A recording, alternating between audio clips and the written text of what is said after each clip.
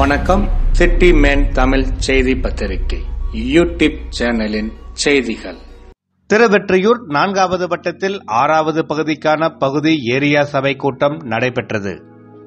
திருவெற்றியூர் 4வது வட்டத்தில் 6வது பகுதியான மகாலட்சுமி நகர், பாலாஜி நகர், முல்லை நகர், முருகப்பா நகர், ஜெய்ஹிந்த் நகர் ஆகிய பகுதிகளுக்கான பகுதி ஏரியா சபை கூட்டம் 6வது பகுதி உறுப்பினர் கதிர்வேல் தலைமையில் மாமன்ற உறுப்பினர் ஆர். ஜெயராமன் கலந்து கொள்ள மகாலட்சுமி நகர் பெருந்தலைவர் காமராஜர் திருமண மண்டபத்தில் இன்று 27/1/2024 மாலை நடைபெற்றது.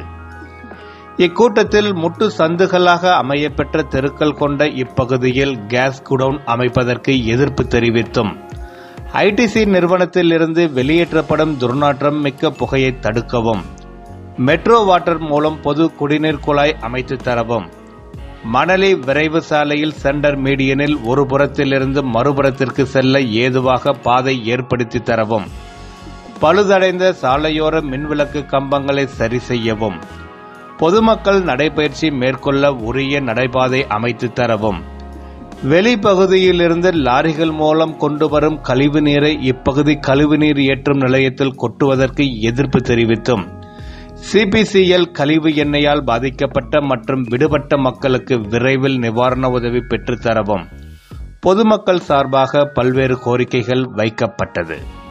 இந்நிகழ்ச்சியில் எண்ணூர் மற்றும் சாத்தாங்காடு போக்குவரத்து காவல் ஆய்வாளர் எம். கோதண்டம் மின்வாரிய அதிகாரிகளுக்கு மணலி விரைவு சாலையில் சாலை விளக்குகள் இல்லாமல் இருட்டாக இருப்பதை பலமுறை புகார் தெரிவித்தும் இதுவரை நடவடிக்கை எடுக்கவில்லை.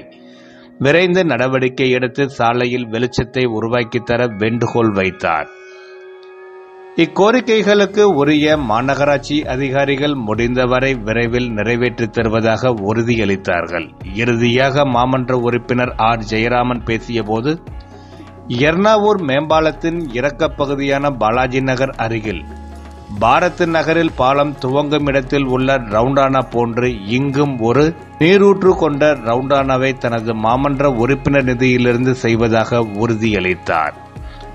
தொடர்ந்து மணலி விரைவு சாலையில் நெடுஞ்சாலைத்துறையினர் அனுமதியுடன் உடனடியாக எர்ணாவூர் பாலத்திலிருந்து சத்தியமூர்த்தி நகர் பகுதிக்கு நடுவில் ஒருபுறம் இருந்து மறுபுறம் சாலையை கடப்பதற்கு ஏற்ற வகையில் பாதையை உருவாக்கித் தர முயற்சிப்பதாக உறுதி கூறினார். மேலும் கழிவு எண்ணெயால் பாதிக்கப்பட்டு விடுபட்ட அப்பகுதி மக்களுக்கு நிவாரண உதவி கிடைக்காததற்கான விளக்கத்தையும் தெரிவித்தார். இறுதியாக பகுதி சபை கூட்டத்தில் கொடுக்கப்பட்ட பொதுமக்களின் கோரிக்கைகளை தீர்மானமாக நிறைவேற்றப்பட்டது என்பது குறிப்பிடத்தக்கது.